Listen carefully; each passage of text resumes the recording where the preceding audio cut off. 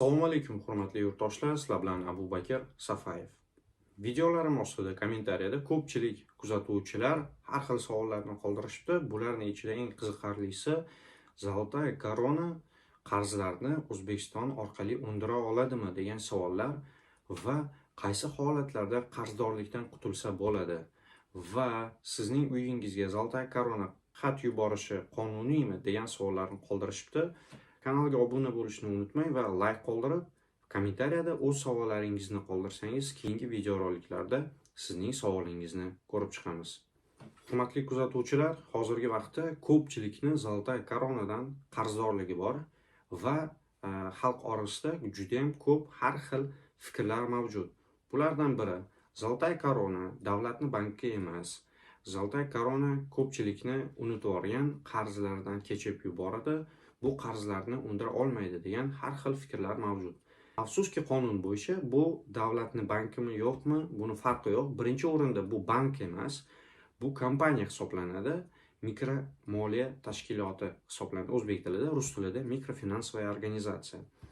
Shu sababli Zolotaya korona agarda qarzdorlik to'lanmasa, ushbu qarzdorlik bo'yicha ishni sudga oshiradi Rossiya Federatsiyasida.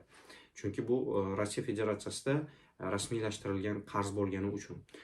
Sud qarorini olganidan so'ng, agarda ushbu fuqaro O'zbekiston Respublikasida bo'lsa, международный соглашениялар, konvensiyalarga asoslangan holda O'zbekiston Respublikasiga qarorni yo'naltiradi, ya'ni sudga iltimosnoma kiritib, qarorning ijrosini O'zbekiston Respublikasiga yo'naltirib berishni iltimos qiladi.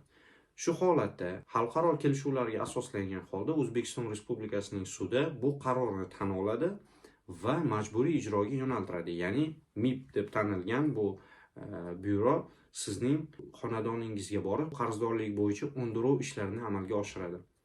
Praktikada haqiqatan Zolotaya korona ko'pchilikni qarzini unutib yuborgan, ya'ni talab qilmagan. Bu nima sabab deb savol bersangiz, ko'pchilik biladi va tushunadi bu narsani.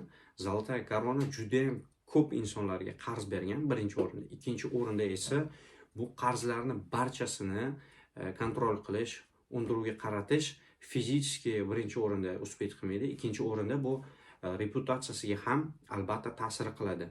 Tasavvur qilingki, agar shuncha qarzdorlik bo'yicha ishni sudga oshirsa, davlat tomonidan bunga qanday qaraladi? Va boshqa fuqarolar Zolotaya korona bilan hamkorlik qiladimi?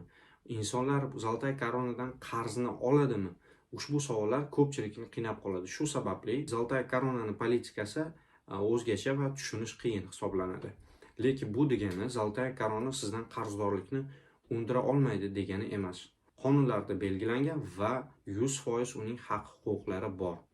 Agarda siz Rossiya Federatsiyasida yashab kelayotgan paytingizda sudga oshirsa, sud tomonidan sizga nisbatan undiruv qarori chiqariladi va agarda ijro amalga oshirilmasa, ba'zi bir choralarni ko'radi. Ya'ni FSSP ga o'tiladi. FSSP ga o'tganidan so'ng ular sizga nisbatan cheklovlar o'rnatishi mumkin.